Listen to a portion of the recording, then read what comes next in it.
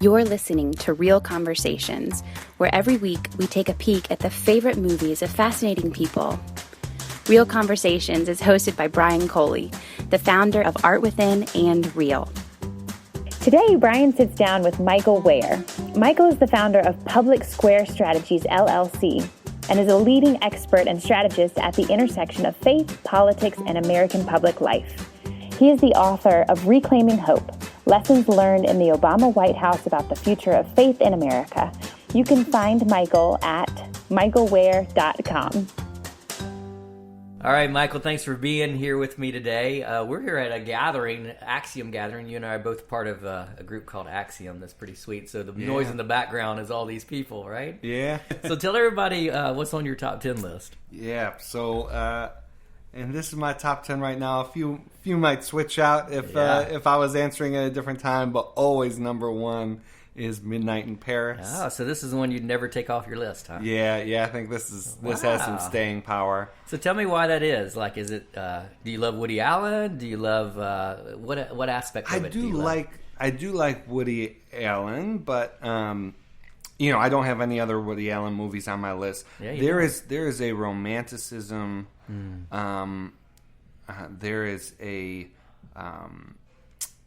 There is a nostalgic quality to that film that really resonates with me. Yeah, and I think as you keep going on your list, people will see a little bit of the nostalgia. Yeah. Just based on time period. So, the next movie on your list, tell everybody what that is. So Brooklyn, which is the same, very much in that stream, although it's less sarcastic than, has less of a... it's a pure sort of romanticism than Midnight in Paris, where Woody has a critique of the nostalgia in it. So Brooklyn is number two, and I can't see that one changing either. It's a beautiful film, Yeah, it's a great film, and Saoirse Ronan is just incredible. Right. Interstellar is third. Fourth is Inception. Fifth would be The Hours. Wow, Atonement, A Beautiful Mind, Antoine Fisher, Revolutionary Road, and then a made-for-TV movie. We let that slide this time. Yeah, go ahead. Stephen King's The Langoliers. Yeah, I figured since it's Stephen King, we'd let it slide. But so let's go with that one because I don't think anybody on this planet probably has heard of this film / TV series. So tell me about The Langoliers. Tell everybody what the plot was and why you like it. Yeah, I think it's one of those things where I saw it at the right time of my life. I was young. It was my first kind of scary movie or really science fiction. The plot is these people are on an airplane, and when they wake up in the middle of the flight, they realize that everyone else is gone except for a select few folks, and they decide whether to land the plane, but they're not exactly sure where they are. But when they so they were afraid of the radar wasn't working, so they were afraid they'd hit a mountain or something. But so they land, and the world is empty. Like nothing is there. Nothing is the same. There's something off about where they've landed, and we learn that they flew through a time rip. Oh, okay. And it's just an incredible, very memorable characters. There's kind of a literary author guy who kind of narrates the film. Oh, okay.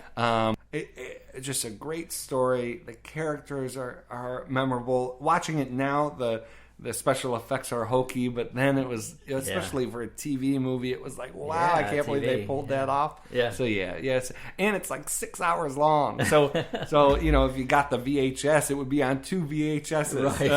And so it probably still is on that VHS. That's right. Yeah, I don't know if it made the transition to DVD. Well, it's kind of cool that you talk about this because, for instance, in your top 10, this one has this time rip, and yet you see that same concept in Interstellar with obviously time is a big element in that, where he's in space and he's communicating with his daughter somehow with time being this other dimension. Inception is this kind of unreal, you're in dream time, and then Midnight in Paris, he's he's somehow found this other time and space where he goes back and meets all these great authors, So tell me about that, as well as obviously you have this love affair with travel, I think, and a lot of travel movies. Brooklyn, she's going to America. Either time travel or travel in general. Yeah, and so tell me about what that looks like in your world. Like, why do you think that's showing up on your top 10? Yeah, so I would have never pulled that thread out myself. So it's just been interesting since we first started talking about it. I'm nostalgic. I like holding on to memories. Yeah, me too. I like. I am energized by good moments. I'm someone who's able to reflect on good times, and they help me persevere. Wow, really? That's fascinating. Yeah. And so yeah, I think so. That's like Midnight in Paris, where a common theme, because he goes back, and then he goes on the bridge, and he meets this girl who he doesn't need to go back in time for. Yeah. I think that's exactly right. So for me, I'm nostalgic too, but I like bathe in it, and I get real sad and gloomy, and I kind of get stuck in that. And eventually, like, I used to film everything. Like, I used to have a video camera and I'd film everything because I wanted to remember it, right? And now I'm at a point in my life where I kind of don't even want to look at it. I didn't journal for a long time because I was like, would go back into my old journals and it would just make me depressed or whatever. Yeah. But for you, it's like a motivator. That it is what I'm hearing. And that's really fascinating. Yeah. So with a lot of these characters, you see the time travel as an opportunity to what? What would be the answer to that? Well, it's I like the openness of it. I mean, right, just as a visual and as an entertainment experience. Yeah. The openness, the ability to explore. I mean, I do really appreciate. I mean, so Brooklyn, I think, is Brooklyn, Midnight in Paris are early. My two top movies are, and I think the Hours.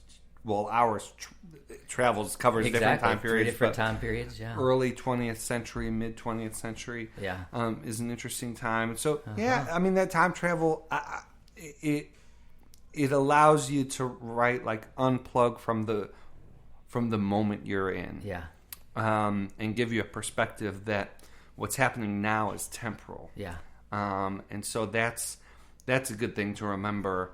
In bad times, it's also a good thing to remember in good times. And movies that allow for time travel, especially to alleviate a problem, I think opens up some of those horizons. What was it in Langoliers? Like, what was it like? Fixing regret, or what kind of did time do in that film?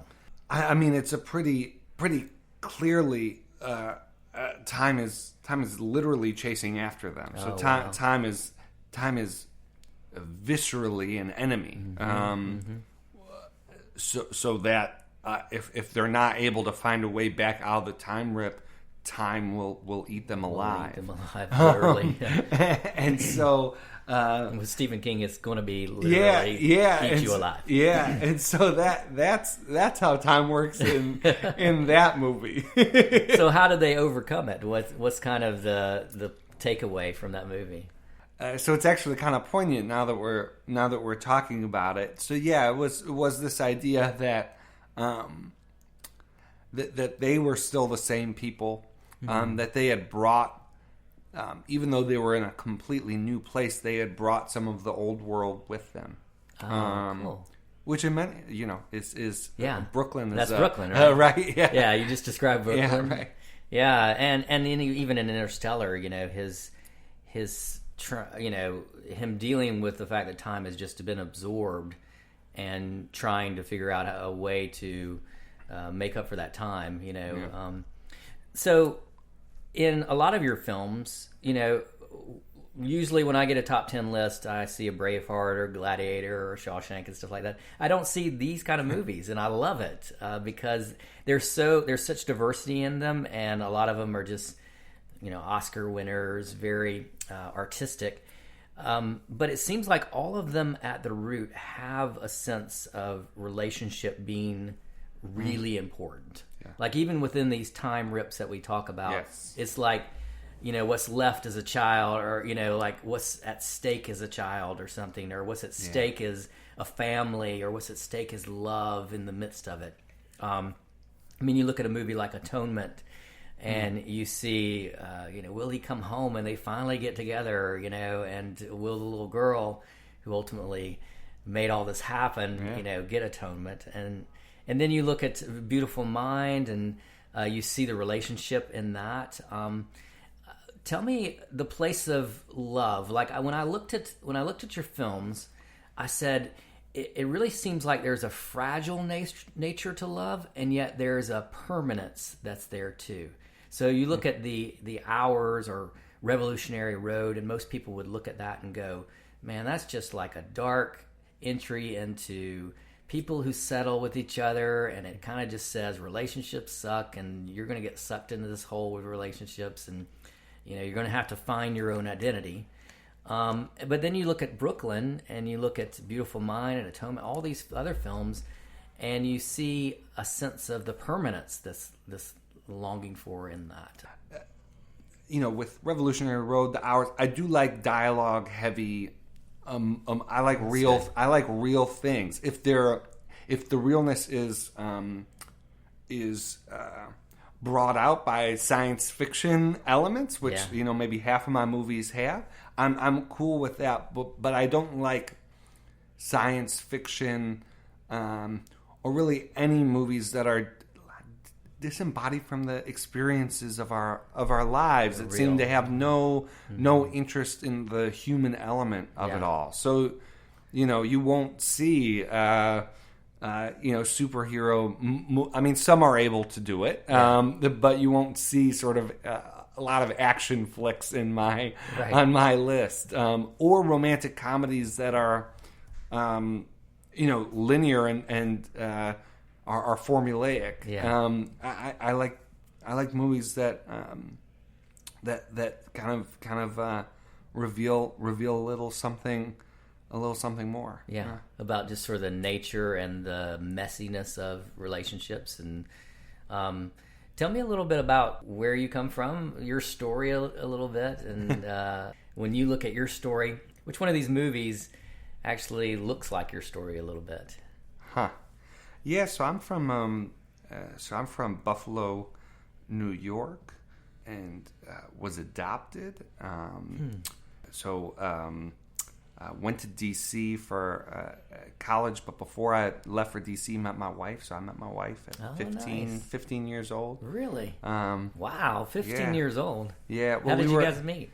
Middle school. No way. Yeah.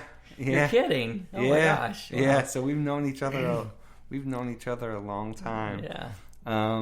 All the middle school parents out there are right. turning this off. Yeah, so we met pretty young. Went to college in D.C. and was very interested in what it meant to live out my Christian faith in public issues and in the public realm. And so I ended up working for Barack Obama on his first campaign, and then in his White House for 3.5 years, and then I led religious outreach for his reelect. And now I'm a consultant. I help Christian organizations navigate public issues, and I have a book coming out in January called Reclaiming Hope. So that's got married pretty young. We waited for my wife Melissa to get her degree, just about, and then we were on it. As far as these movies, it was very difficult to not see myself, or at least an idealized image of myself in the Italian boy that Saoirse Ronan's character falls in love with. Yeah. So I very in Brooklyn. Very in Brooklyn. I very much. Yeah, not in Atonement, not Saoirse Ronan in Atonement, Saoirse Ronan in Brooklyn. I very much resonated with the story of working class Irish and Italians. I'm Italian, Yeah. so that was. But I tell you, as far as the character that most resembles